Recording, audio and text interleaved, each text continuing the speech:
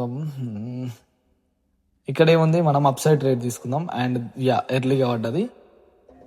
So పర్లేదు. So ఇది bro, మనం కిందకి తీసుకుంటే పైకి పోతుంది, పైకి తీసుకుంటే కిందికి పోతుంది. అందుకే ఓటీసీ అసలు పట్టజన. దీంట్లో రిటర్న్స్ ఎక్కువ ఉంటాయి బ్రో. ఈ రిటర్న్స్ ఇచ్చి టెంప్ట్ చేస్తాడు మనుషుల్ని.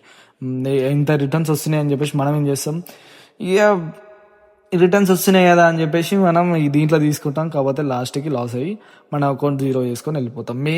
మెయిన్ రీజన్స్ నేను స్టార్టింగ్లో చేసిన తప్పులు ఏంటి తెలుసా, ఈ మెయిన్గా ఈ ఓటీసీలలో దిగుడే. ఈ ఓటీసీలలో దిగి నేనైతే చాలా అంటే చాలా లాస్ అయినా.